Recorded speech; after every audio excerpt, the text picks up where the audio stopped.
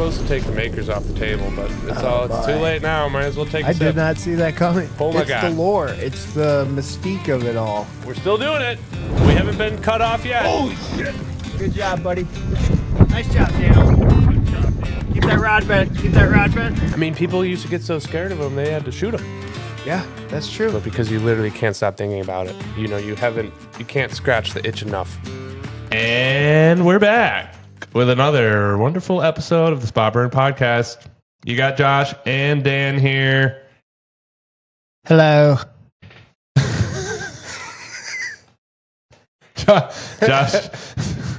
Josh gave me a forewarning. He covered two things before this podcast. He announced that he's wearing his fun shirt. My fun shirt. And that I am not allowed to do any sound effects. So let's get those out of the way right away. Yeah, there's going to be a couple more sound effects, just an FYI. We're big fans. We're still in the honeymoon phase with sound effects. We'll see how it affects viewership. What are we talking about today, dude? This episode is steered by our listeners, so it's all based on listener feedback that we recently we sent a post out asking you, the listener, what do you want to hear from us? So we got about 18 or so, 21 topics to cover. Should be a good one. So we have 18 listeners is what that kind of means? Pretty much. That's more. 18 active listeners. 17 more than I thought because we got Sandy in the bag for every episode. Plus 17. No, it's going to be fun. We got a lot of funny ones, good ones, silly ones, real ones, and we appreciate it. We'll keep asking for questions. You guys keep sending them. But before we get into that, anything since we last chatted? We're getting closer to Northern Opener. Maybe our little Northern adventure. Maybe by the time this podcast airs, we'll have some fish stories to tell.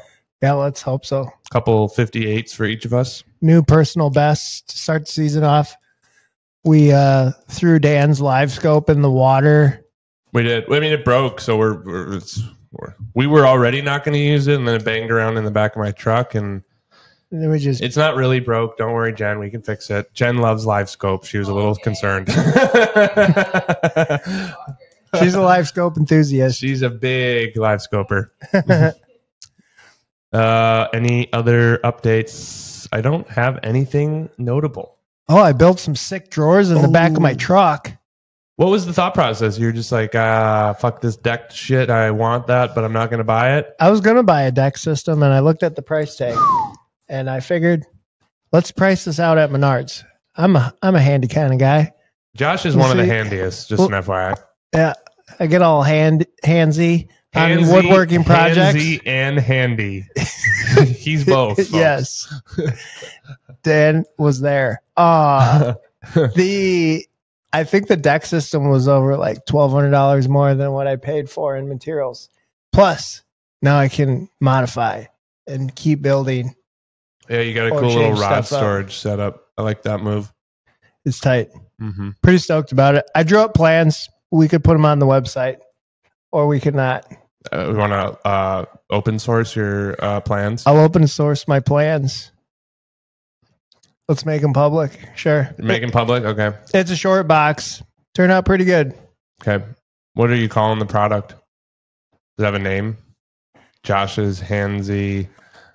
The Handsy Northwoods Woodworker. We're going to workshop that name a little bit here until we find something juicy. Stubby Nubs Woodworking.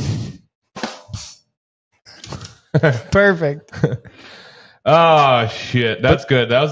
So these are the types of projects where you would look at a project like this. You look at the drawings, you look at the materials, and you look at how it's perfectly executed, and you're like, man, that would take a normal person like a month. Josh, how long did it take you? A couple hours in the afternoon? 2.5 days. 2.5 evenings. He's an animal, folks. He's an animal. He built this right here. He built the fly shop from the ground up, brick by brick. I whittled it out of a canoe. Yep, whittled it out of a canoe.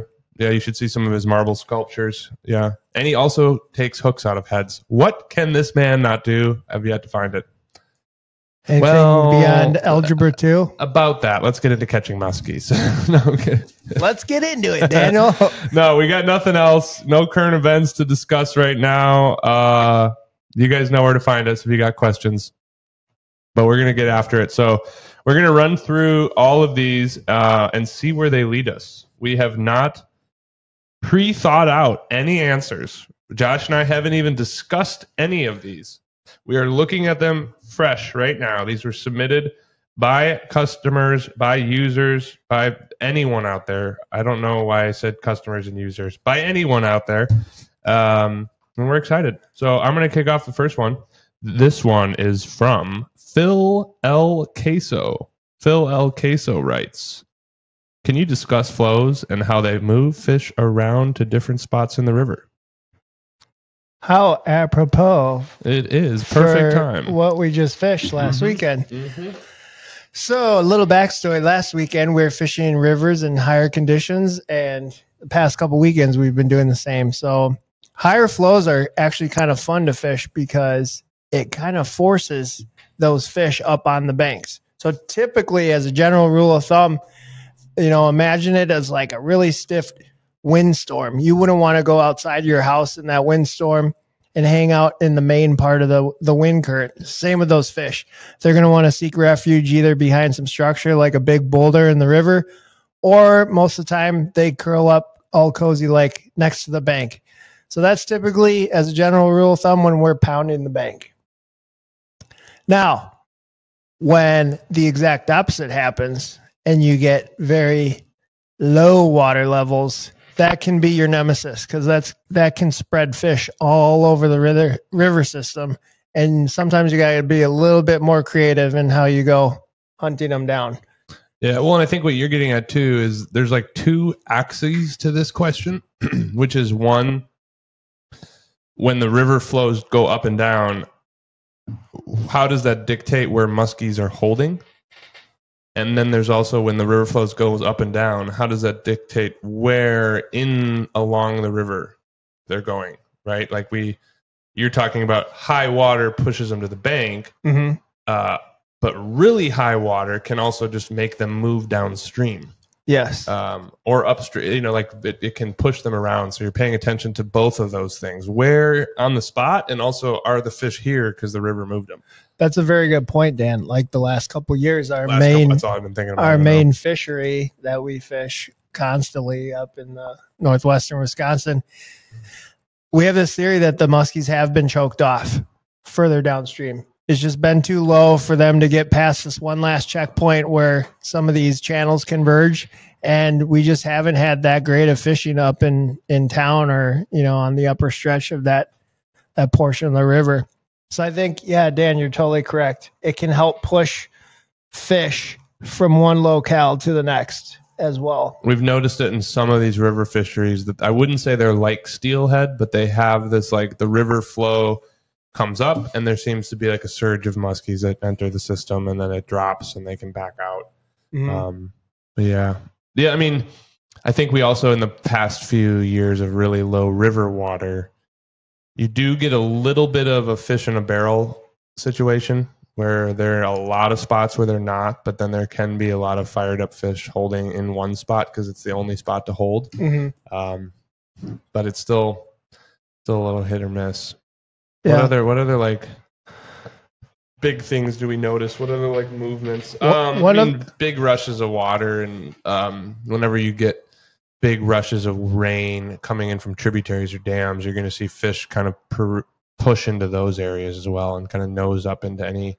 Yep. If you have a stream coming into the tributary, coming into the river that doesn't have a lot of flow, but it's gushing water right now, you might see some fish kind of sitting below that. We see this on lakes with like storm drains and shit like that. Absolutely. And in the dog days of summer when all that water is super hot, those fish are going to want to seek the most cool aerated spots on the river, have the most oxygen. So you're going to find them, in really crazy, fast moving, churning waters, rapids, right near it. Yep. Things like that. So that can be, use that to your advantage as well. Really independent of flows too. That one's more water temp driven. Just seems to be oxygen, water temps. They want to just hang out by the cold, fresh stuff. Yes. Another thing with flows we've noticed is if a river starts rising really rapidly, the fishing can shut down because, that fish is almost in like survival mode. They're just trying to like find a new sanctuary to hang out at. You're not really worried about the bowl of potato chips when there's an earthquake around you. Exactly. But now the next 4 days, let's say, could be very high water, but it's been constant conditions. So now those fish have had a chance to acclimate. So they could be active again because they just spent all that energy fighting off the storm. Now they've found their kind of like safe zones, and they're most likely going to be tucked behind structure or piled up on the banks. Well, and I think there's that once it peaks and comes down, the muskies have found refuge and they start to take advantage of the flustered forage. Mm-hmm. But we do tend, if you just look at a river gauge, right as it starts to creep up, little subtle incline, those can be good. So, you're getting a little rush of water, it has been needed some water, you get some rain in the system and it gives it a little color. Those can all be good things. Mm-hmm. I think what Josh is talking about is when you get the big spikes, the big increases. This can happen with rain. It also happens a lot on our dam controlled rivers. Yep. You can literally be checking the gauge. It can be perfect. Everything looks groovy. You show up and the dam operator shows up at the same time you are. That is a red flag. He's either going to shut it off or open it up, and that's going to change flows dramatically, very dramatically. Yep. So some of those rivers that adjust and clear more steadily fish better when this happens because they're not going to peak and drop. They're going to kind of creep up and creep back down. And then I think we also do like fishing the peaks. When it's high water, don't be afraid of that, but make sure it's kind of peaked out. Mm-hmm. And then I think what you said is spot on. If we had to pick a time, whether it's honestly steelhead, brown trout, muskie, on the decline seems to be very successful. Yep. Mm-hmm. Don't be afraid of cloudy water, though. I mean, I think that that lesson gets repeated over and over and over and over and over again. Is just because you can't see your fly doesn't mean they can't. 100%. Yep. All right. Did we hit that one? We hit that one. Thanks, Phil El Queso. Moving on. This next one is from Liam_fishing12. This is a two-part question. Two-parter. He was wondering, are stripping baskets worth it? No. I'm going to say no. At least not for the ESOX game that we're playing around here. So it's tough because we talk a lot about line management and how big of a pain in the ass it is and how it affects you physically, mentally, and just your fishing for muskie. Stripping baskets don't make it better, folks. An actual stripping basket is worn around your waist typically, and it gets into direct conflict with stripping your fly back for muskies. We're not dead drifting. We're not high sticking. We have that rod low, pointed down in the water, and we're stripping aggressively, and we're constantly bumping that stripping basket. It's more suited for slower, shorter strips that you can really strip the fly and drop that line in the bucket. When I'm making a big strip like that, don't take my word for it. Go strap on your strap-on fishing line. What are we talking about? Stripping basket. Thank you. Stripping baskets and test it out. I'm not a fan. I don't think it helps. That being said, the idea is a good one. You just have to remove the stripping basket feature from your body and put it on the floor. Enter the Scientific Angler's Launchpad. Cha-ching. Big fan of that. Yeah. That is a tool. They're sold out of them right now, and we are desperately trying to order as many as we can because I want like 6 of them in my boat. They're so awesome. It's basically the stripping basket taken apart and put on the ground in a silicone mat. And now you can maneuver and figure eight and two-hand cast and do all the stripping and also not get your line tangled. So that's worth it. I don't think stripping baskets are. I mean, even if you're shore fishing for muskies, I really don't think they are. What about you, Josh? 100%. Yeah. Sometimes you see some styles of rafts have like a built-in stripping basket. I don't even like that very much. The drift boats, I will say, have like a little notch in the front, up in the bow where you can put line or the rafts to like put it down by your feet. But yeah, it's Dan's point. I think if that was around your waist, it would just be getting in your way all the time. Yeah. So not it's not good in this thought game. though. You're trying to solve for the line situation, and the thought is there, but the not stripping basket, not recommended. And even if you're wading like a shallow river, as long as you're not using a full sink line, like an intermediate or a floater should do just fine. You can strip that thing right in the water, and it's going to be out of the way of your feet as you're working up and down the shoreline. Mm-hmm. The second part to Liam's question was he said musky flies. Talk about musky flies. Not really sure. Yes. We love musky flies. I like musky flies. Let's just say, what are your top 3 musky flies that you like, Dan? Chubby, Chernobyl, Parachute Adams, Man, those Elk Caddis. Those are some really weird musky flies. No, that's stupid. That's silly. Top 3 musky flies? I don't know. I would have a topwater fly, I would have a glider, and I would have after that opener season, I think I might have to say a little weedless deceiver. And then a shitload of weights so I can make them all sink faster. Oh, I think they're called split shot. Do we call that split shot, or do we call those egg sinkers? They're the same. They're just. I think it's called not fly fishing anymore. Fishing. Whatever tickles your fancy, Daniel. The not fly fishing tickles my fancy. All right, I think we'll keep moving here. Brooke Sage 333. Discuss ESOC's behavior through the seasons and changing levels, how to fish accordingly. Good question, Brooke. Daniel, you wanted to start this one? Sure.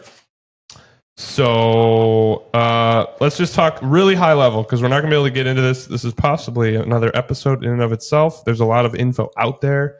The gear guy, conventional world, they've been talking about this for ages, but started at the beginning of the year, calendar year.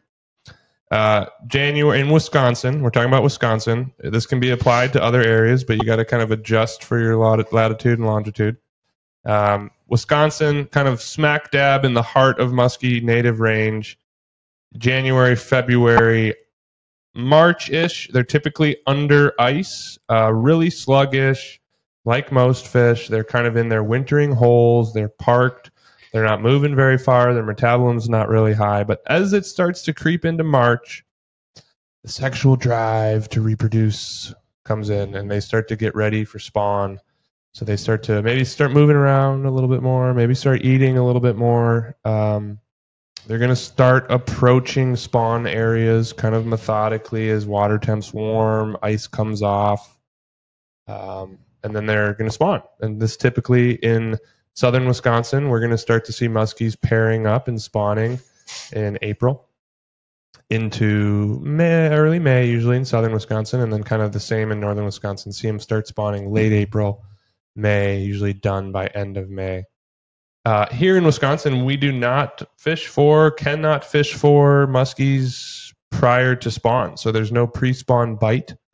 We're not experts on it because we don't get to do it. We've taken a few trips. We're kind of working through the system, but you got to go elsewhere. You got to go south to really target muskies pre-spawn, because you want to leave them alone when they're spawning. Frankly, they don't really eat anyway. They're all beat up. They're not very good spawners, so we just like to kind of let them chill, go catch some bass. But pre-spawn is supposed to be really a good time to catch a big egg-filled female. We just don't get the chance to do it up here, so you got to go south.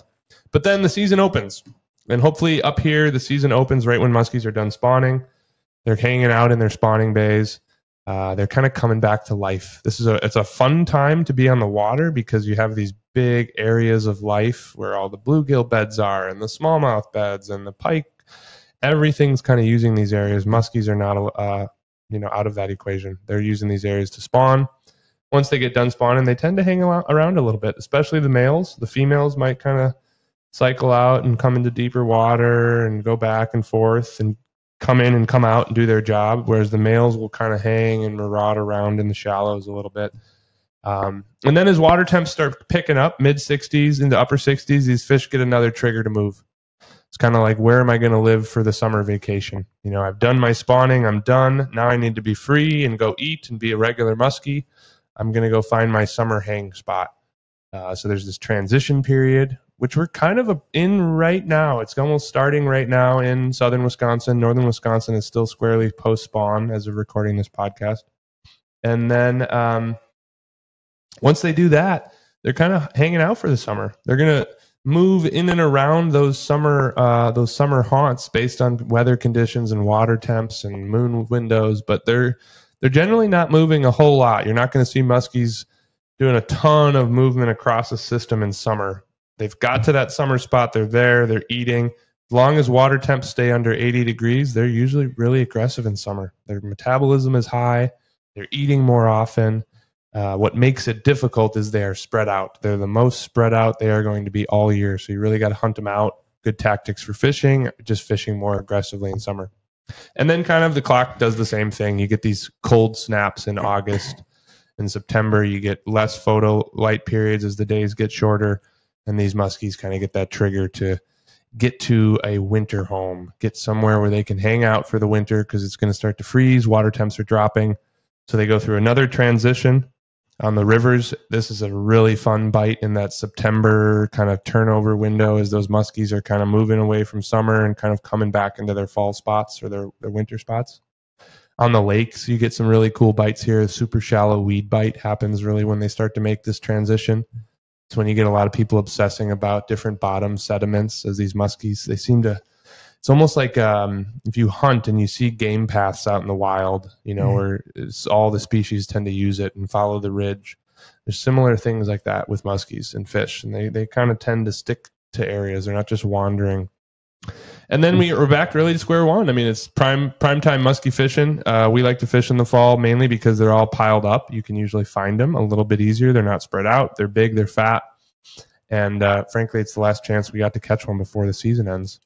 And then they're usually in that area. It's kind of like where we leave them in October and November and December is usually where they're going to hang out for winter unless anything major happens, and then come back and do it all over again. Yep. You hit the nail on the head, Daniel. Cool. Good job.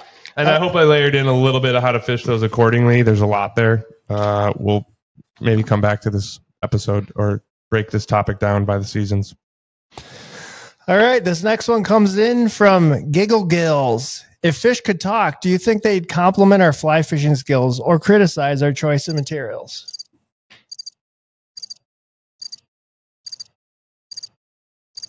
Oh, who wrote this question? Giggle Gills did. If fish could talk, do you think they'd compliment our fly tying skills or criticize our choice of materials? They would definitely criticize our music selection. I always pegged muskies for being like a death metal type of fish, but they do not like death metal. They don't like it, but I think they still listen to it quietly in their room while they're like abusing themselves. Yeah. I don't know. This is a really funny, interesting question. I think they will definitely not appreciate the hook part of the fly. I wonder why that would be. Would they be like pro bucktail or synthetics? Is there one they like better than others? Are they shiny? I don't know. I don't think they're very complimentary in general. I don't know if they know how to compliment. That's not their love language. No, they're all assholes. They're going to spit on it. I mean, literally, like if they destroy your fly, I guess that means they love it. I think they do enjoy eating bucktails. There's something about that dye and the fibers that really give me some of that acid tickles dye. Their mandibles. I can smell that dead deer from here. Gets them all hot and bothered. Or do you think they're like looking at your fly and they're like inspecting it and they're like, oh man, look at that terrible he just crowded the hook eye with all that thread. I'm not going to eat that shit. That is so terrible. Like, I like yellow eyes, Josh, not orange eyes, for Christ's sake. Oh my God. More yellow feathers. Here we go. It's the year of yellow feathers. I would love to get inside a muskie's brain someday. And ask him that question. Mm-hmm. Do you like my flies? Oh, Giggle Gills. Thanks for submitting that one. Yep. All right. Next up from Siebes. Yes, that is S and 11 E's followed by BS. Siebes. Siebes. Do you have any wading shore fly fishing tips for muskies? Get a boat. Hey. Oh, wading and shore fly fishing tips for muskers. Well, as previously mentioned, the full sinking line can be very challenging to wade with because it may get you down into that deep hole. It may help with your double haul, but let me tell you something about something. when you're walking around, it's going to get tangled on those chalky doos or the flippy floppies, and you're going to be one Fucking flippy floppies. angry Christmas pig walking up and down them banks like that. So that would be tip number 1. It is, yeah, that's tip number 1. I think tip number 2 is just have the right expectations. You're going to go try and catch a fish that you can't really ever catch. And there's people that do it in $200,000 boats with all the gear in the world. And here you are on the side of a river with 3 hooks stuffed into your pocket, a couple tools bulging out of your pants, a net that you really don't want to carry up and down the river, but you have to. It's kind of just a shit show. So lean into it. Yeah, go for it. Enjoy the shit show. Have an adventure. Look for pools. Spend your time on pools. Yeah. I would say if this was, so 2 things that come to mind. 1, I don't like to do this because I'm getting old and lazy. And I said this to Josh the other day when we were floating the river. I was like, I really like concrete boat landings all of a sudden. Like, I think I just hit 33 and I was immediately like gray hair and like, I like bougie boat landings. What's happening? So a little bias there, but you can crush them on shore. Absolutely crush them. There's a lot of spots that no boats can get to. I think of all of these rivers, and all of these rivers near the dams are almost, we cannot even drive up to some of them in boats, in rafts. So there's just a lot of cool spots that are really only targetable with your 2 feet. And I think that is a tip that you should, don't go try and catch a muskie on Lake Geneva offshore. Wouldn't be the spot I'd start with. That's tricky. You know, don't go to Lake of the Woods and plan a DIY shore trip. Not recommended. But if you're sneaky and you look around and you kind of do some scouting, which you're going to have to spend a lot of time scouting, you're going to find some really sweet spots that nobody can get to unless they're on shore. Mm-hmm. And boy, is it a rush watching one blast a fly right in front of you while you're in the water with it. Mm-hmm. It's very startling. What other tips you got? Oh, I got one. Tip 3. Your one disadvantage is that you are likely going to be on shore standing in shallow spots or on rocks, and you are going to have fish follow you back to your feet. Mm-hmm. This is a great situation in a boat. It is a terrible situation on shore, so you got to kind of plan for that. 2 things I think about. 1, if I can get into a good spot to cast from that also has room to kind of at least bring the fly back and do like a little turn, awesome. If I can't, I'm really, really, really thinking about how far can I cast and can I really try to, I want to do all my fun dance moves way out on the cast because I want to try and get that fish to eat out there because I know if I bring it into my feet, I'm going to be bumping rocks. The fish might not even be able to swim. It's too shallow. Yep. So you got to kind of play with those cards. Yep. You make any gear changes? Maybe smaller fly rods, 2-handers, kind of stay at home. Yeah, I typically go with smaller tackle. Yeah. But have fun with it, man. Don't get beaten down. Maybe make some bets with your buddies, and maybe you guys can buy a boat soon too. Yep. Okay, Go ahead. This next one comes at us from Unicorn Bacon Ninja. Who comes up with these names? I have no idea. They were sent to us, Daniel. What do you got to say, Unicorn Bacon Ninja? Who are you? Does the Livingston Sound Bullet attract muskies? If so, should I get the perch or the walleye one? Are we allowed to talk about this on this podcast? Hold on, let me go look. Sound bullets? I don't know. I think our editor is going to come down and squash this. For those that don't know, Livingston Sound Bullet, look them up. Livingston Lures is a conventional lure company doing some very unique, interesting things.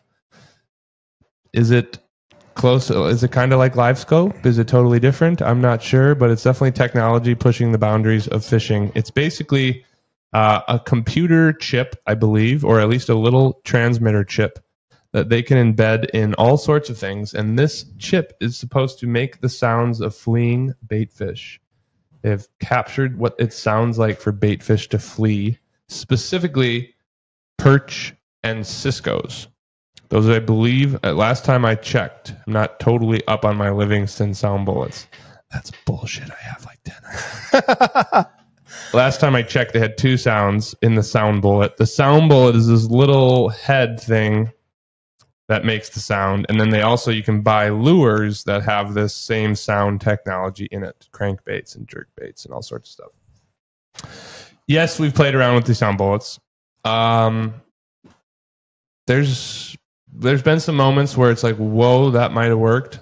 That might have been the thing. And then there's been plenty, hours, days, months of moments where it made absolutely no difference. So do what you want. The sound bullets are kind of interesting and weird. And I don't know, we're greasy, musky pigs. We like all that stuff. Josh over here is kicking me under the table. I don't think he's a sound bullet fan, but it's how she goes. If so, should you get a perch or walleye one? They don't make a walleye one. Perch if you're fishing green Wisconsin muskies. Cisco if you're fishing Minnesota muskies. That's my recommendation. Tie it on some fluorocarbon. Take the weight off. Hook it onto your boat and just let it sit there. Just let it hang out right next to the boat and make all that fleeing bait fish noise. And then whenever I bring my fly in, I kind of make my own fleeing bait fish noise. It's kind of like a horse neighing. Josh, do you want to hear it? Nay! All right, that's silly. Moving on. Trout songs. What are you doing listening to a Musky podcast? Trout songs. River fishing. ... Do you pound the banks or fish open water?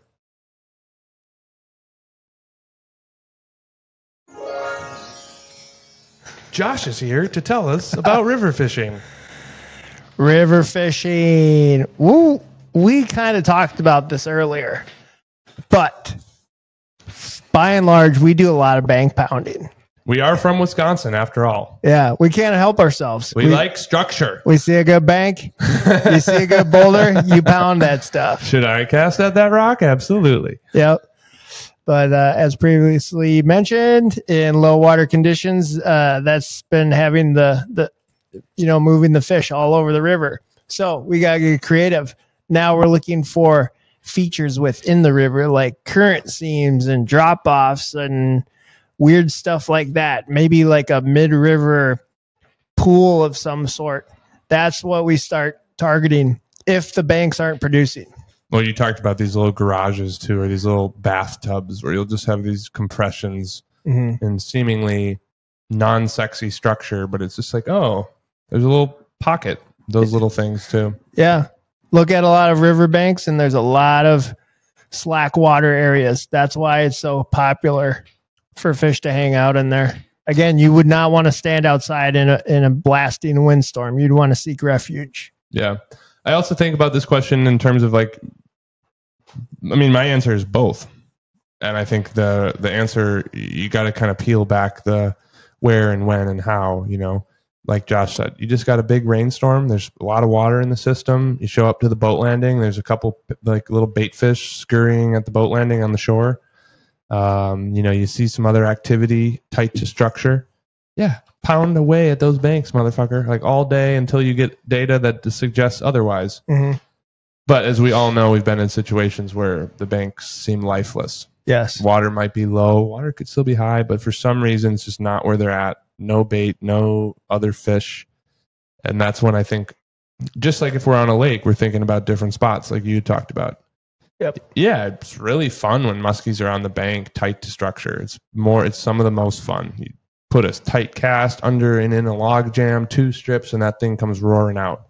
But they're not always there. And I think it's definitely mentally more challenging to fish some of that mid-river, especially on the big rivers where you get these big current seams and big pools. And I feel like we could spend 6 hours in one of those pools, just back and forth, cross sections. Like there's just a lot of water. Yep. Man, you can cover a lot of water that way too, fishing the middle of the river. Yeah. So I would say both. Both. Do some, I mean, everybody loves a little bank pounding. You're up next, fella. I'm up next again. All right. This one comes in from Eugene_Bend. What's the state of muskie populations and stocking in neighboring states like Minnesota as well as Wisconsin? It's odd because he says the word neighboring states, but I just would be willing to bet that this fella is from Oregon or has some affiliation with Oregon, given the Eugene and Bend username. Yeah, probably. Unless it's totally a coincidence that he's just Eugene Bend. Maybe he's thinking about moving back to the Midwest. What is the state of muskie populations and stocking in Minnesota and Wisconsin? Oh, boy. Minnesota's struggle busing a little bit here. Much more so than Wisconsin. I think Wisconsin's got these little issues that are just like festering. but we're still Wisconsin at the highest levels. There's a lot of drama and there's a lot of disagreement and a lot of different parties at play. But generally speaking, at the highest level, Wisconsin at least admits the muskies are good. I mean, for fuck's sake, it's the state fish. Yeah, we're crushing it. Yeah, they're kind of like, we like muskies. They might still screw everything up and not run a good stocking program, but they like them. They're trying. Mm-hmm. Give them credit. A participation trophy. Minnesota, on the other hand, does not get a participation trophy, in my opinion. No. They had an incredible... So a little bit different history to Minnesota. Minnesota has had native muskies, part of the native range, by no means as prolific as Wisconsin. They don't have as many of these big native river systems and all of these lakes. In reality, they really had one strain that was able to kind of successfully reproduce and propagate across other different areas, and that was the strain from Leech Lake. And that's kind of what the Minnesota spotted strain is most known for. It's what was put in Mille Lacs, Vermilion, Leech Lake, obviously, all these other places up in the north of the cities.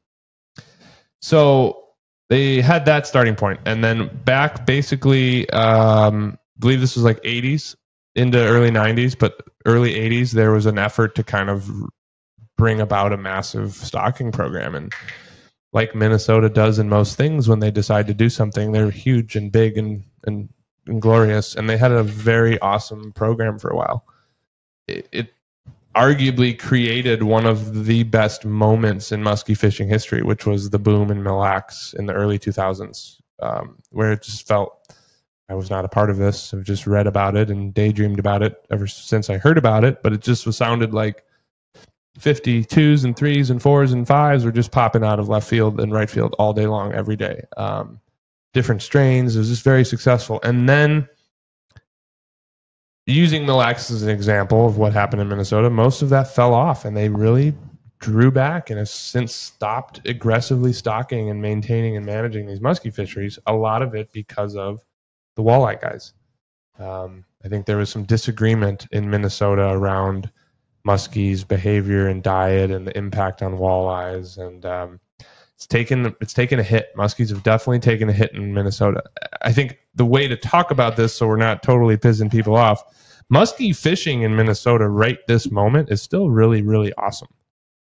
But if you trace the last 10 years and pull that forward into the future, you see this decline of investment that is going to catch up with them eventually. And it started to with places like Mille Lacs, where Mille Lacs is now a shell of its former self. So long way of saying different things going on. I think Minnesota still has enjoying the success of their previous stocking programs from 10 and 20 years ago right now, but the future looks a little bleak. Wisconsin they're doing fine. We're still not going to pump out any 56-inch fish in inland Wisconsin anytime soon for various reasons. But Wisconsin's a little bit better off in the future. Yep.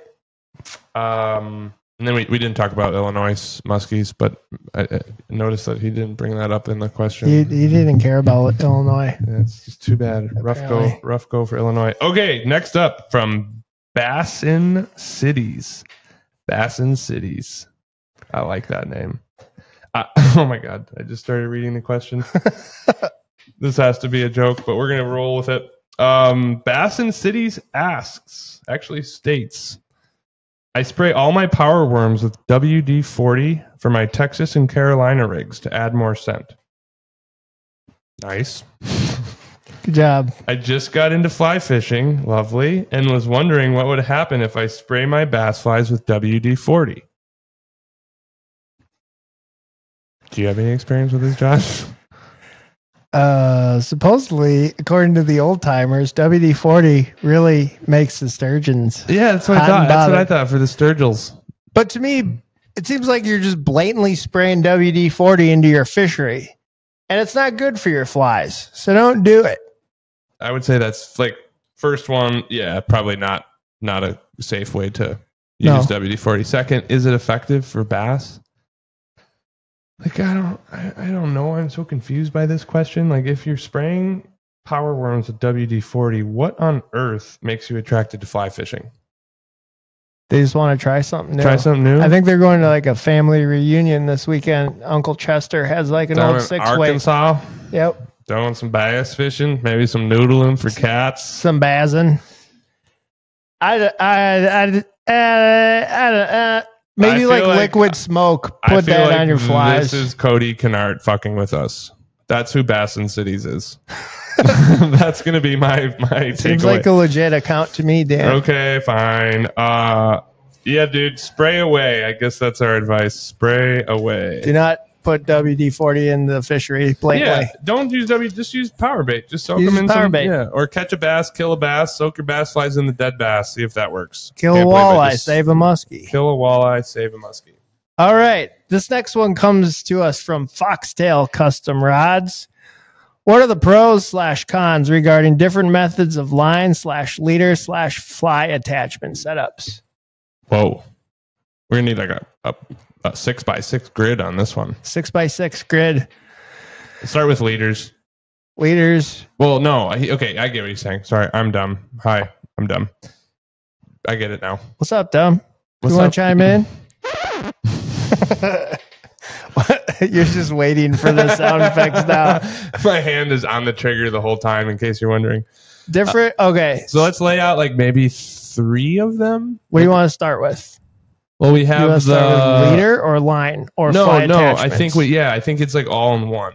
Okay. The way I perceive it is he's like, talk me through the different systems for attaching your fly to your fly line via a leader. So you have like the loop-to-loop, Haas's method, the straight leader, and then like what would be, I mean, there's not any other. Yeah. There's like so many that this might get ridiculous. So I'll talk about like, how can we break this down? Okay, here's how I think about it. You have to attach your fly to something. You have to attach your wire to something. And you have to attach your leader to your fly line. 3 attachments. So we're going to go through the options maybe for those. That makes sense? Yeah. So we'll start with the boring side, which is the butt section. You don't really have a ton of options here. You can either loop to loop it. I loop to loop some stuff. I get a fresh line, loop to loop that shit all day. Maybe if I'm going Green Bay or some trophy Eagle Lake stuff, I'll check that out and redo it and go to option 2, which is directly tying, on your leader onto your fly line. Yeah. You can also do some like hybrid loop to loops where let's say you don't want your welded loop from your fly line, so you might nail knot on some leader material and then create your own loop, and now you can loop to loop, and there's like different ways of spicing that up. But effectively you're going to loop to loop or you're going to directly tie. What do you prefer? 100%. Well, fresh fly lines, I'll use the loop to loop right out of the gates, but I will say it can become frustrating if you don't tie a really good loop. So there might be like a little bit of a tag end, or you don't want to cut off so much of that tag end that you're worried it's going to untie itself. So you might struggle bust a little bit when you're pulling that leader back in through the eyelets to get that figure 8 going. When you tie directly in with an Albright knot or something else like that, you will get most likely a cleaner transition for when that leader is coming up into the eyelets. The nail knot has been known to fail because the sheath can sometimes pull off. So that Albright knot is kind of nice because it actually puts a bend in the fly line, and then you're tying to that. There's no chance of the sheath pulling off. You just have to be careful when you tie your Albright. Test it, because if you don't tie it the right way, you can actually cut your fly line. Yep, exactly. So I do prefer the Albright. Yeah, I think I would probably say I prefer that. I think I do use the welded loop just out of the gates, fresh, brand new fly line. But if I'm like really thinking about it, like we're talking about going up big fish hunt, I'm gonna Albright my stuff. You're gonna tie directly in. Yeah, just to be extra safe. When you are loop to looping, just to clarify for the listeners, Dan, are you doing a perfection loop then in your butt section? Mm-hmm. Okay. Perfection loop in the leader. Okay. Or to welded loop. Yep. So then next up we have how you connect your bite guard and your leader material. And this is where there's a ton of options. To me, we'll lay out 3. You have the loop to loop. You have the directly tied. And then you have some sort of terminal tackle, mainly barrel swivels. At the end of the day, it's all the same concept. We're trying to take our leader material, connect it to our wire, bite guard, or tippet. The loop-to-loop method we talked about is effectively where you separate the leader and the wire. You tie loops at the end of each of them, and you connect them to each other with a loop-to-loop. In order for this system to work, you tie the wire directly onto your fly or your hook. Then you just have to make sure your loop, one of your loops, is big enough to pass your fly through. Do the handshake loop-to-loop, then you're good to go. Makes it easy to switch out flies. Allows you to tie wire directly to the hook, but you do go through a lot more wire. But no real downsides. Personally had some issues. One issue with that wire in the loop-to-loop eating into the fluorocarbon. Could have just been user error in that moment. Could have been old weird fluorocarbon, but that's why I don't prefer that method. But Nick prefers that method, and he's guiding every day catching muskies too. So they both work. Number 2. This is what I use. I think what you use is I tie directly all my wire to my fluorocarbon with an Albright knot, pretty much exclusively. I want that to be bulletproof. I want it to be a really strong knot. I want it to be smooth. That's what I use. It's simple. I don't want to introduce more parts into the equation.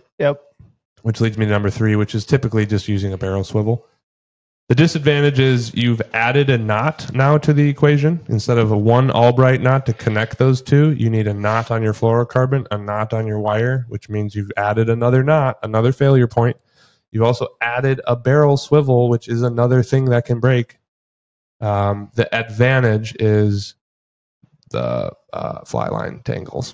That can help, especially when throwing poppers. They have a tendency to really that's a good call. Bugger up your fly line. When you see your flies spinning around and not keeling or holding their line and your line's twisting, and a side effect of that is a lot of knots in your fly line. Barrel swivels can help. You can also just make sure your flies aren't going wonky, but you might like that action, and the barrel swivels can help. And you could typically the barrel swivel is most effective in between the wire and the fluorocarbon. That's at least where I would use it. So now we're down to fly connection. So we just did Albright to Albright in Dan and my setup. Now when we're talking about fluoro to wire. But if you're doing like a bass leader, I change it up a little bit. So I'll do Albright into the fly line on the butt section. And then down to my tippet, I like the double uni. And a lot of people like the blood knot too. Some people do double surgeon's knots. That'll be good as well. Some of those knots have their pros and cons in and of itself. Depending on how thick that butt section is going down to that tippet, you might want a different knot. For instance, like the double surgeon's knot is better suited when the diameters are a little more similar. So if you have a really big contrast between that butt section to that tippet, don't use the double surgeons. Stuff we don't really have to worry about with Musky either because we're using such heavy duty stiff stuff. But yeah. So the last frontier, the business end. How do we connect our wire to our flies? I believe there are 4 methods I can come up with. There are probably more. 3 of them are almost identical, but you basically have use something metal to connect or just tie directly. It's really tough to tie directly if you don't use the entire loop-to-loop system that we talked about just a moment ago, because you're tying leaders all the time when you're musky fishing. When you're changing a fly, you're cutting off your wire, you're retying, and then after you do that 2 or 3 times, now you're only down to 6 inches of wire, which is a problem. So really the only way that I make the tying my wire directly to my fly is if your whole system is loop to loop. Otherwise it doesn't really work. And that's where we enter using one mechanical component, fast hatch, clip, stay lock. I think the one that's the most popular for us is a welded ring, and a split ring. So the first two really obvious. It's basically just like 041, 045 wire that's bent into a perfect way to create these little clasps, if you will. I do not use fast hatches. I would stay the fuck away from that. Fast on, fast off is like what I like to say. No good. Maybe for smaller bugs, for other species, but like you will cast your fly off with those things. Stay locks, a little bit better. I have more faith in those. I've had some situations where they pop open and maybe they're old stay locks or maybe they weren't bent perfectly, but whatever. But I do use those quite a bit, especially for like 11 weights and down. And then the split ring method where you tie into a welded ring. So my wire gets tied to this solid ring. And then I split ring between the ring and my fly. Really important if you're going to do that system to use both. I've had some folks reach out to us and say, hey, I heard you guys talking about using split rings to connect your flies. And I did that and my fly came off. It's because they tied wire into the split ring. No welded ring. And as you know, that wire will find its way out of the split ring because it's too thin. The welded loop prevents that from happening. Yep. So really important that you do that. And that's probably the preferred method for really big game flies. I would say so. Gliders. Yeah, and it honestly, I think the stay locks and fast hatches, it's not even about it's not even about, you're going to smell that in like 30 seconds. Thanks.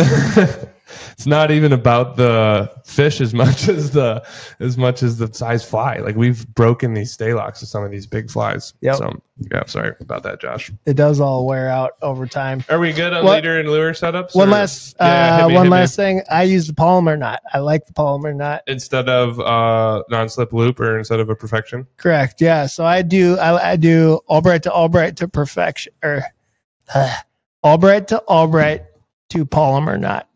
Got it. And I am perfection loop to Albright to perfection loop. All right. There you have it. There you got it. I think the takeaway here, because we get so many questions on these, there are definitely wrong ways to do it. There are also a myriad of right ways to do it. Probably not the area I would get too lost in and focus on. Like find someone like Josh or Nick Gellerstad or Chris Willen or you name it who's caught Eric Rayowski or Eli. Find someone that's caught more muskies than you and ask them what their leader setup is and just do that for a little bit. Don't make it complicated. It works. Try it out. Yeah, you don't need to invent a new system. I've seen this happen and I just don't get it. Like the special wire. I'm like, that's all kinky and bad. Like there's a reason that some of these products work. They're not all perfect, but don't overcomplicate the leader. Keep it simple. Okay, moving on. This question is from A. Henry with 2 R's and 2 Y's, the notes say. How we doing, A. Henry? Thanks for listening to the podcast. He wants us to discuss high water versus low water, plus spring versus summer versus fall. Ooh, did we kind of already do this? Kind of already did this. Maybe. So I think we've previously discussed this in aforementioned questions. Rewind. A. Henry, rewind a few minutes. Also, come see us in the shop. Bring your new kid. We'd love to meet her. We'd love to say hi. We miss you. Okay, bye. Oh, Dan, you're up again. Oh, shoot. Okay, this one's from Barry.Outdoors. What's up, dude? He says, let's hear from Haas. What do you want to do? Let's just call him. Should we call him? He's actually on the water right now fishing with Jeff Vandermortel and Jake Fields. They're kind of having a guide's day off. What are the chances he answers? I definitely wouldn't answer if I called while I was fishing. So we also have no idea if this is going to work, guys, but you said you wanted to hear from Haas.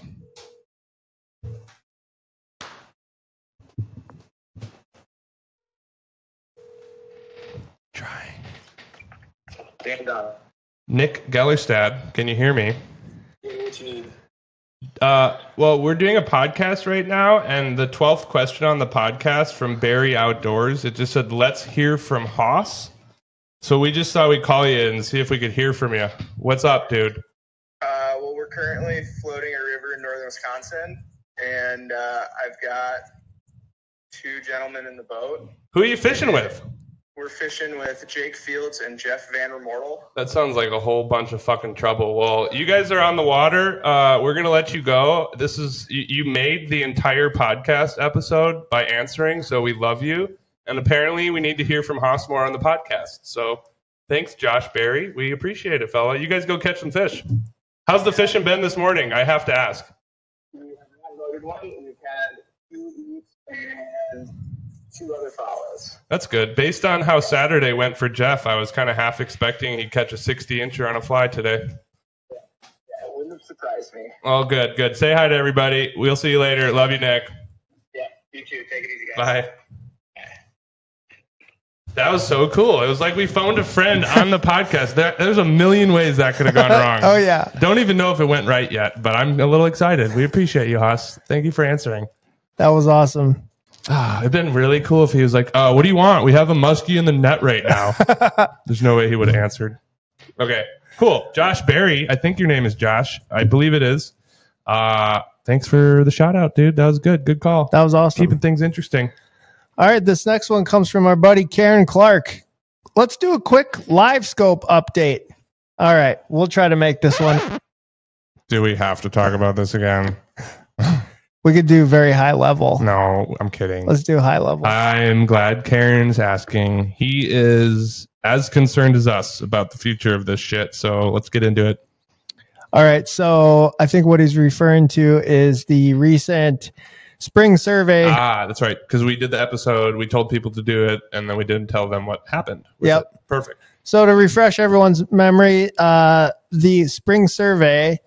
Do you want to do this? Sorry to interrupt. Do you want to do this update in the monster voice or the normal voice? Okay, I could do the normal voice. The Wisconsin statewide results are in for the spring survey. Pertaining to question number 2, would you support banning the use of live scope and similar 360 imaging electronics? Sorry. Damn it, Daniel. I'm going to mute myself. And support banning all that bullshit on Wisconsin waters. So the survey results are in. What does Josh think about it?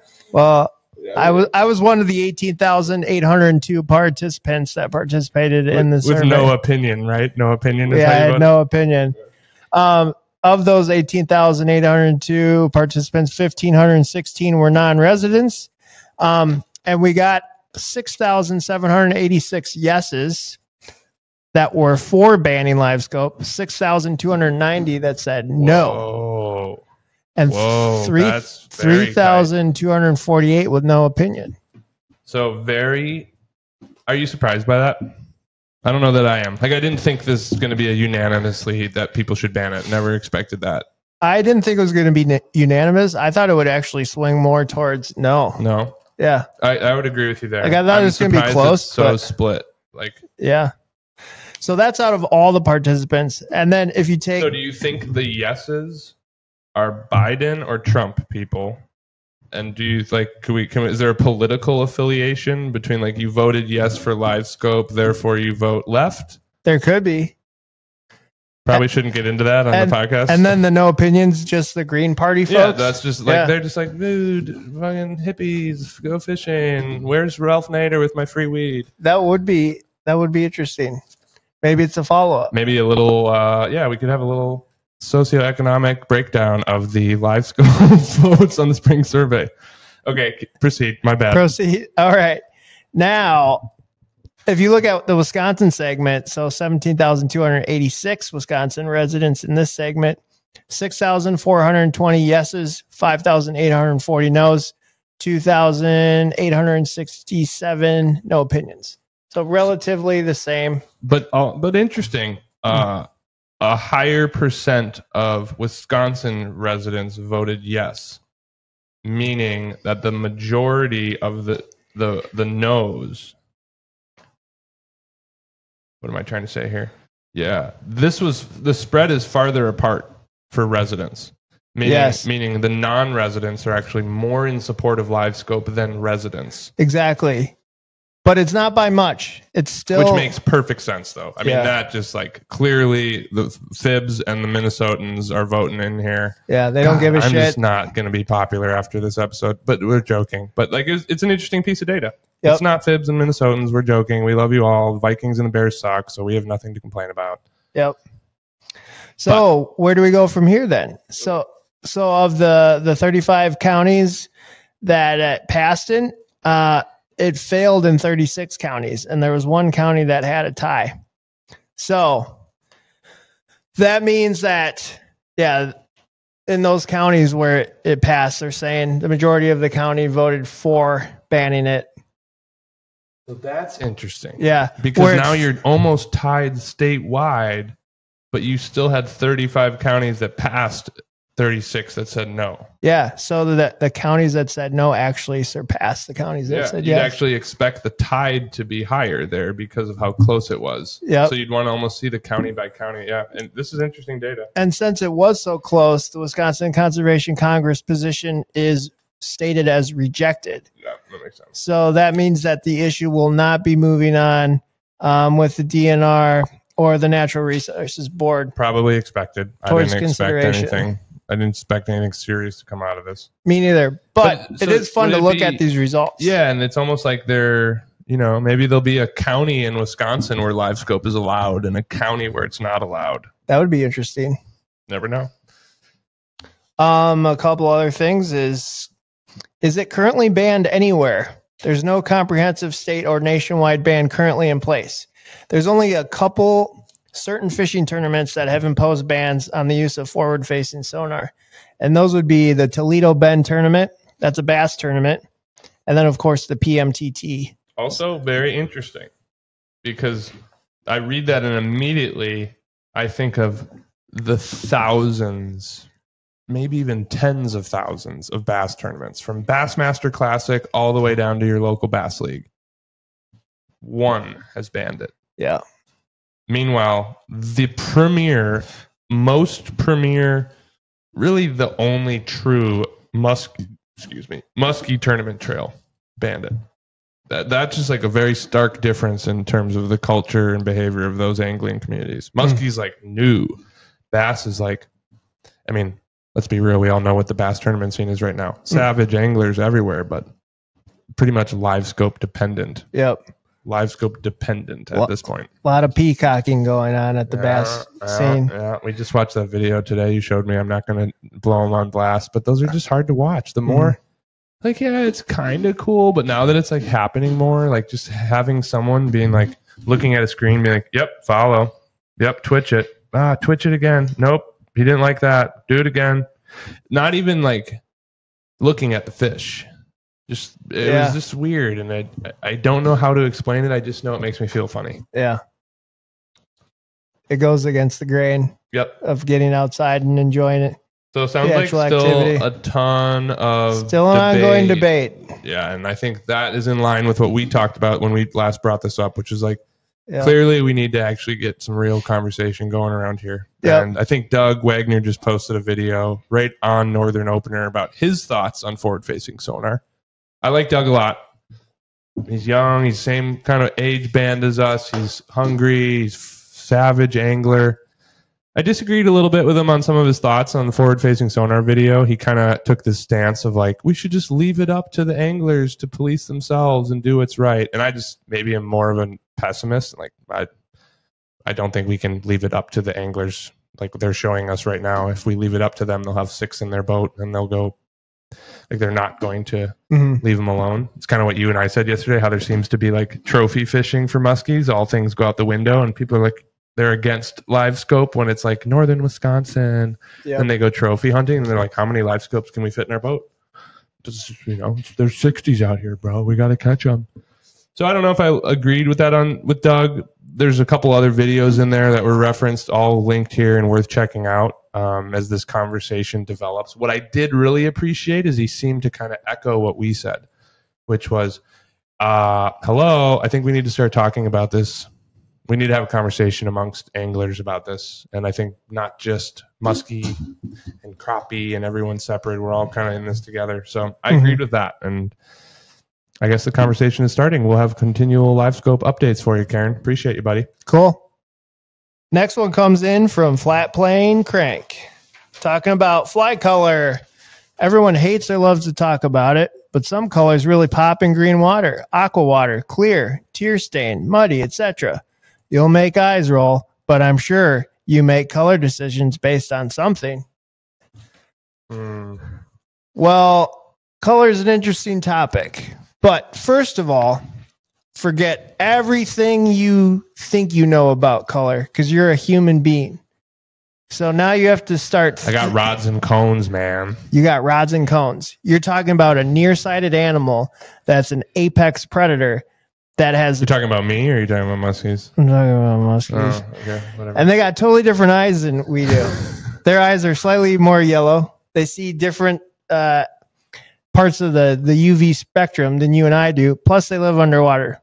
And they live in different water conditions. Cloudy, clear, aqua, muddy, brown, stained, etc. They live at different depths, so there's going to be different light penetration based if that's a more shallow fish or a deeper fish. So let's talk about color. Research has suggested that muskies can see certain parts of the reddish orangey spectrum, which we've seen a lot of muskies caught on orangey flies, right, Daniel? Yeah, those are like 3 of the most probably popular colors in musky flies other than black and white. Yep. Red, orange, yellow. That's a very popular color. They have a harder time seeing like the blue, the green, the purples and stuff like that. But the colors, like I just said. Just to tie that out, also popular musky colors. Yes. Blues, greens, purples. So it's like yes, which I'll doesn't compute. I'll kind of try to tie in in a second.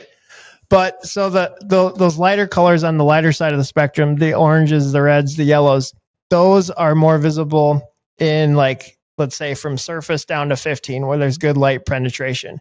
As you start getting down farther in the water column, 15 plus feet down, those colors start to lose their tint, their hue, because there's not enough light to actually make. When you say lose, what do they approach in color? What do they become? Colorless. So white or black. Yeah, pretty much.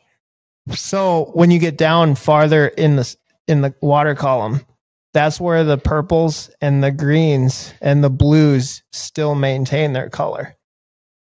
But since those fish can't really see that color anyways, they're just probably perceiving it as black or a silhouette or a profile. Right. And that's, I don't know, like you can talk about color all day, but at the end of the day, that fish is probably more concerned with how that fly is moving, how it's shaped.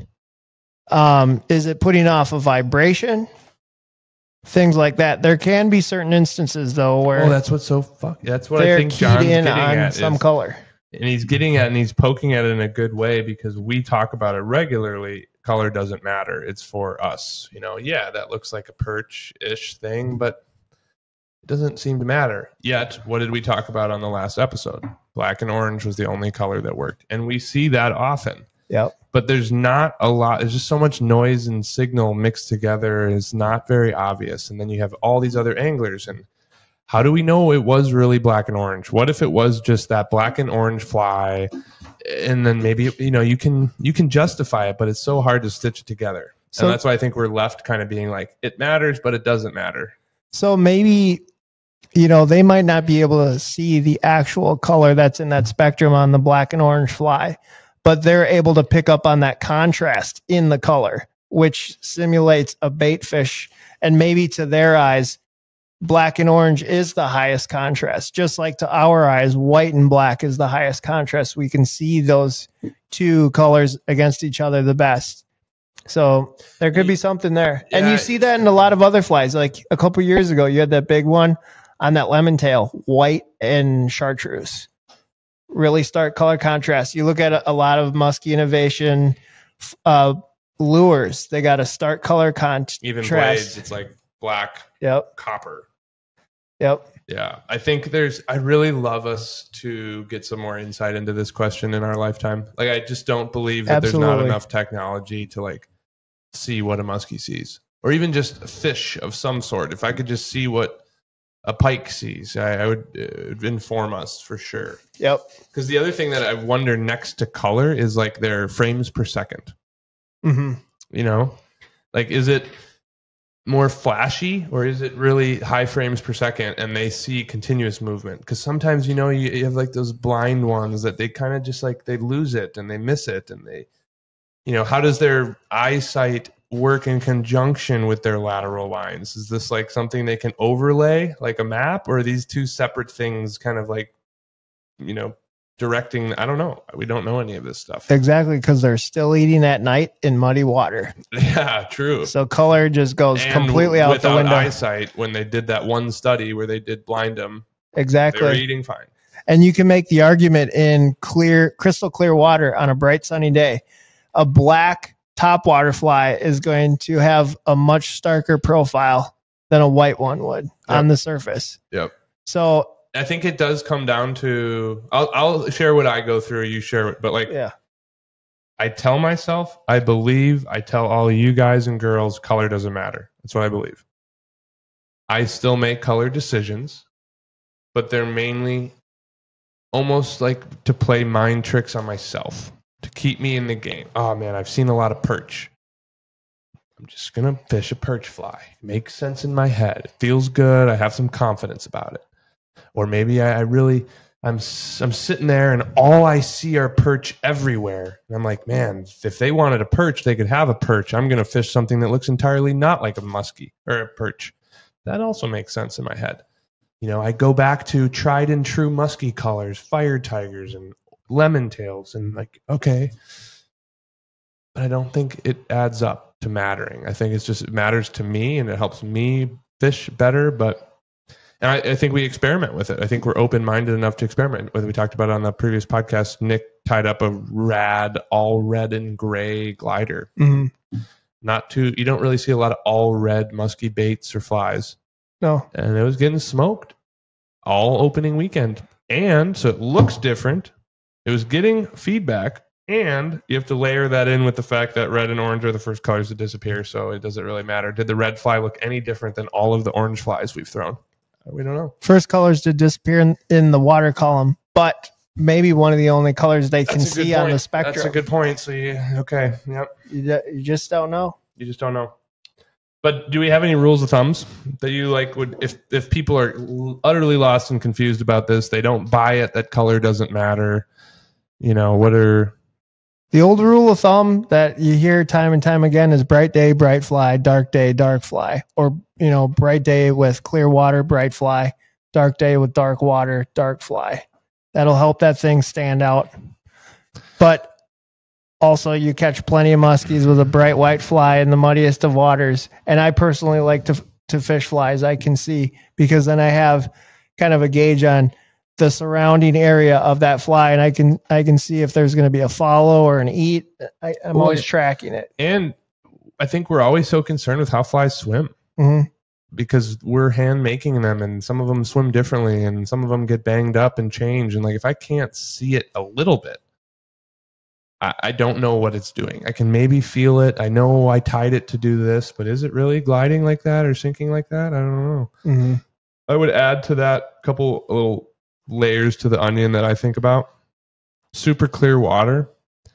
I start to think less about color and more about natural, soft, flashless flies and flashy flies. Loud, dragon tails, sparkle. I gravitate in clear conditions. I gravitate towards natural stuff. You'll see me tie gliders and stuff, and there's not a speck of flash in the whole thing. Mm-hmm.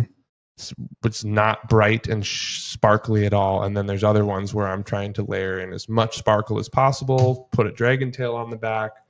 I think there's something about that bright shit on really tough, sunny days that's something. I think we also fish a lot of black on dark water. Yep. But those are some of the things. But again, guys, if we had this answer, we would tell you. We would tell you. And honestly, we're very open. The fly colors we like are usually the fly pictures we post.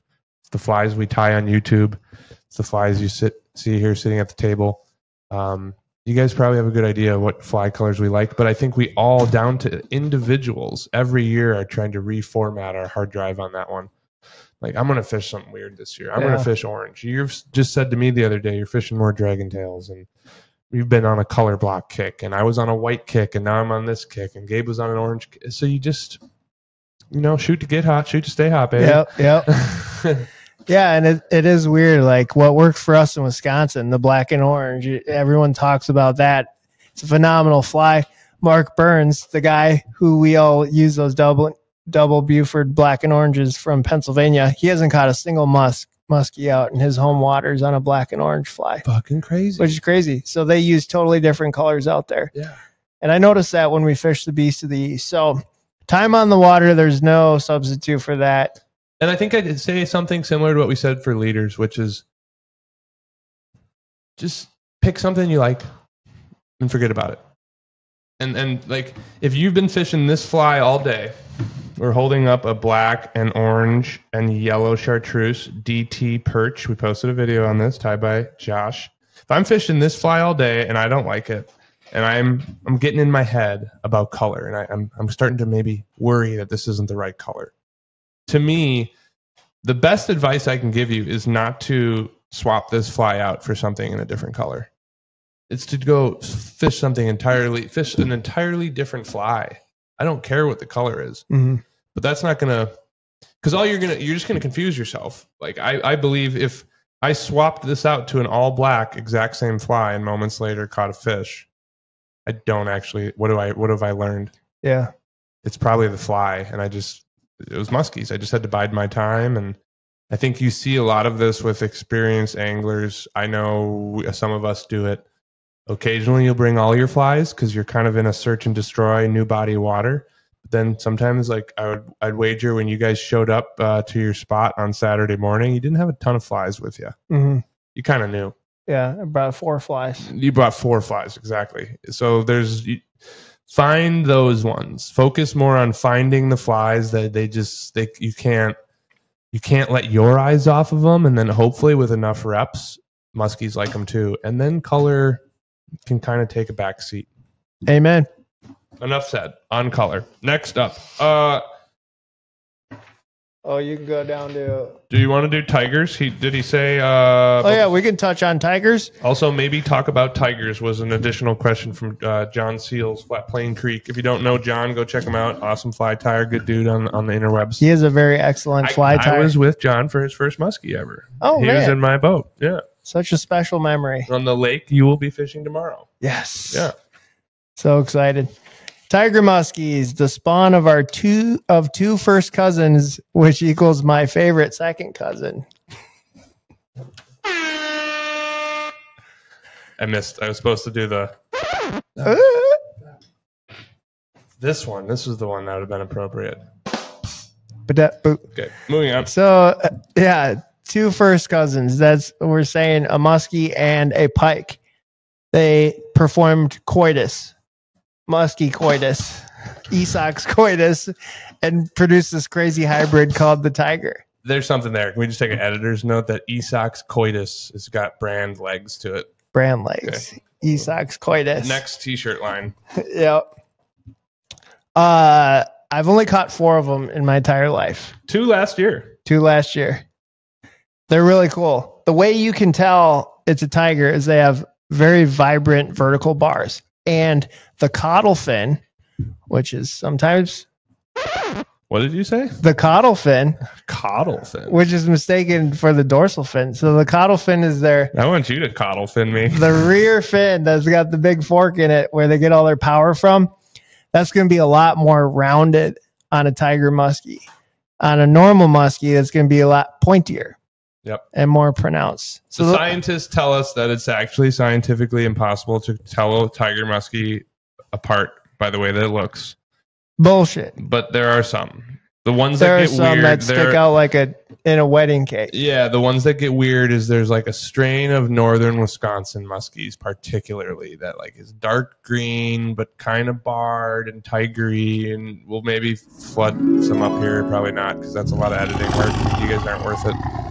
It's a lot of work. Kidding. The caudal fin. It's all about the caudal. Caudal fin. Yeah. Also, they're typically short and stubby. Yeah. They're going to max out at probably 40 inches around here at least. Yeah. And they're infertile. Yep. They cannot reproduce. Yep. And we don't stock them. A little bit. Still. We stock them a little. I'd have to look this up to be factually accurate. I don't believe the DNR stocks them anymore. I believe some fishing clubs do. Oh. The DNR used to. And then I think everybody realized that this is an entirely huge waste of resources to stock a fish that has no future livelihood. Yeah. Just for our pleasure. And there was also like a weird movement back, and there's like still some old guys in the fishing clubs that they just love tiger muskies. They are like cool. There's a fascination about them. I mean, I don't know. You post muskies these days, and like you always get like Aunt Karen out of left field, and she's like, "Is that a tiger muskie?" And it's like, well, I don't know why that's so fascinating. Look at the caudal fin. You know, imagine if we just like had a human species that walked around that was like totally infertile, and we were just like, "Is that a tiger muskie?" Oh, look. This is weird, but there's an albino person. Yeah, there's fascination with them. But I don't think we stock them anymore, but they do. Wisconsin is one of the few areas where they really do naturally happen, which is cool. They're pretty badass. Caught 2 natural ones last year. And they're aggressive AF. Yeah, they're like little pike. Yeah. They're like little muskies with pike brains. Yep. Super cool fish. What else do we have? There's still a muskie. All regulations apply to that are muskie or tiger muskie regs. So like if you're in the Madison chain and you want to keep a muskie because you're weird like that, you would have to catch a 50 1-inch tiger muskie. Good luck. Yep. They're supposed to. I've heard they grow fast, but they have a smaller top end limit. There's some giant tiger muskies in Lake St. Clair. Mm-hmm. There are some weird things about them that it would be interesting to look back on your catches last year, because they do seem to show up on different days. Yeah. Like they do act a little different. There's something there post frontal. I've heard there's some heat. Like they respond a little bit better to heat. So I'm no expert in that. I don't go out and seek tiger muskies. Jeff Vandermortel does. Maybe we can ask him about it when he's on the podcast. I was just going to say, JVR doesn't. He's been known. He's got like a tiger muskie shirt that says the Tiger King, and he wears it on dedicated tiger muskie hunts and then catches tiger muskies. Like, talk about Babe Ruthing your That's tiger Babe muskies. Ruthing the shit out of some tiger Maybe muskies. that's his nickname is Babe Ruth. Damn. Love it. Well, that's all we know about tiger muskies, folks. Tiger muskie. Oh, I got 2 in a row. We're doing a roasty. Okay, this one's from Forestry and Fish. This is, for those that don't know who this is, Zach's a really good dude. Great Wisconsin, Michigan, works in the biology world, forestry, excuse me. But he's always got a sharp perspective, and he makes great suggestions. This is another one of those. So Forestry and Fish says, talk about population dynamics. I.e., why harvesting trout can be good, but not good for muskie. Well, we'll talk about it right now. But Josh and I are by no means experts on population dynamics of any of these things. But do we have strong opinions? Yes, we do. So, what do we think? What do you think he's getting at? First of all, I don't really know here. So I think harvesting trout is good because they're good in the smoker. They taste good on crackers. You okay? You know, it helps maintain the population in areas where there might be too many trout. I think that's what he's talking about. Yeah. So if you would look at some of these trout streams and you look at trout as a species and you look at muskies as a species, you know, if you take like one of the trout streams near the shop, it has an ungodly amount of trout. Are they the apex predator of the system? Sure. But that's kind of like calling the bunny rabbit the apex predator of the system. Like, yeah, your garden. It's like the biggest animal in there, but by no means is it predatory. And what you happen is the fish, especially when they're being stocked and they're not being harvested. So you got stocked fish coming in, not being harvested, really healthy ecosystem. You can get these population explosions, and the fish don't get big, and they're overcrowded, and it's in some extreme examples they can decimate forage. Maybe not trout or musky, but other. So that's kind of what we face with some of our trout fishing, and it's usually looked down upon to harvest fish in fly fishing. So not a lot of trout get harvested, even in Wisconsin, where these are non-native, they're brown trout, stocked here to literally be kept. They don't get harvested, and that really impacts these fisheries, and it's possibly contributes to why some of these streams have smaller fish, or they've had interesting dynamics. Conversely, you look at muskies, true apex predator. There's not really situations where they can blow up in population. There's a couple. There's some lakes where they do get small, and there's tons of them, but they're not blowing up to the level like a trout is or shad or something like that. Yep.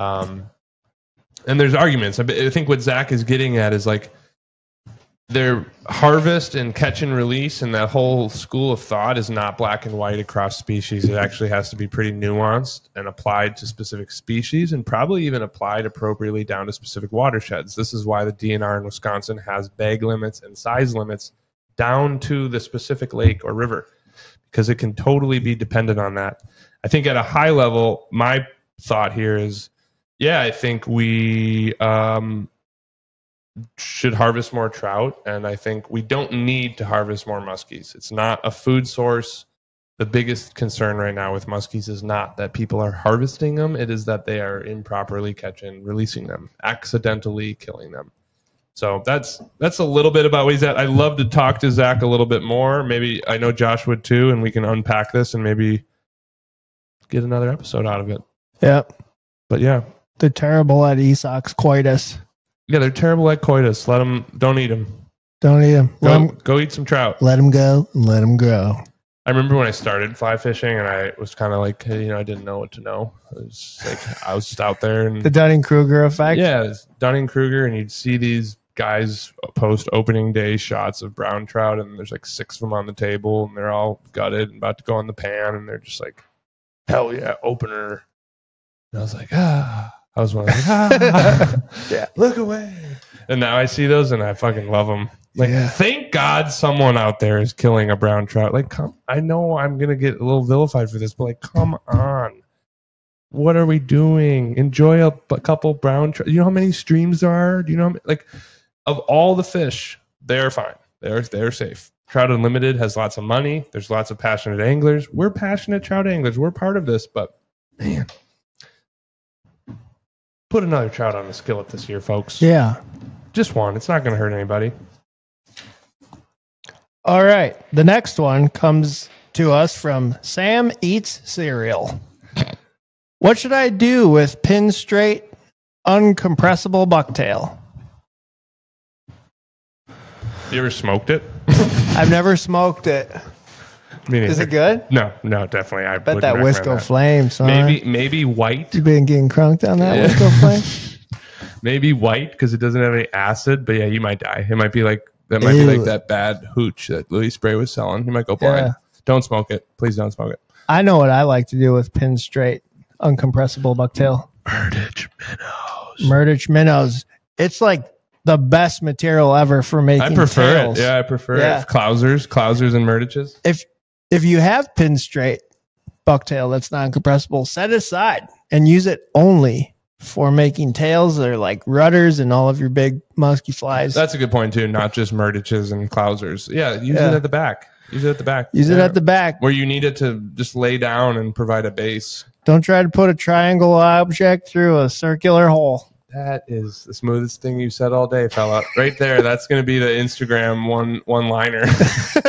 What minute is that? Hurry, grab it. I would agree with you. I don't got anything else to add. Something about pike. We love pike. They actually do what they're supposed to do. They're tasty. They're great to eat. They're better at Esox coitus. Still tiny and small. The only thing I don't like about them is they do eat all the muskies in spring, but it's okay. They're slimy. There's some Hate them when you're musky fishing. There's countries that don't have muskies, so they have pike, and We call those third world countries. and those pike get very large. They do. And I'm Italy kinda has jealous. Giant pike. Canada has giant pike. Canada has giant muskies Finland. and pike. Finland has giant pike. Are you going to Yeah. pike fish on your Baltic adventure? No, we're not gonna squeeze it. That's all right. You need to rest old army. Food. Yeah, no doubt. But pike are badass. Yeah, they are until they aren't. Until you're musky fishing. Yeah. Then you say wrong. But here's a paint little job. trip. When you are musky fishing and you catch a little pike, it's got to be the right amount of size. Let's say 18-inch pike. You got a big musky setup. Don't be in a hurry to take that pike off, especially in Wisconsin. This is legal. Yeah. Let that pike soak. I bet there's that pike. He's summoning the musky giants. There's nothing like an 18-inch pike that musky like more. So Yeah. maybe. Next question. These names are getting more and more ridiculous. Yeah, you'd think that at some point. Oh, This question is from Tenkara Riz, Tenkara Riz, probably a Gen Zer. probably. Are there Tenkara rods for muskies? Wow, I never saw that coming. Tenkara Riz. Just skip. Skip. No, absolutely not. No. I've had this question before. Actually, it's not the first time. You know what? Do whatever you want to do. This is a free country. Fishing is one of the earliest forms of self-expression. By all means, go party hard, Wayne. Go express yourself Go express with yourself. a Tenkara musky rod.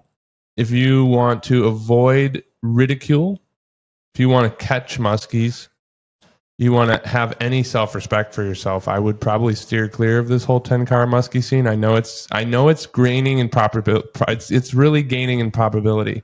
Holy shit, I can't talk. It's gaining in popularity.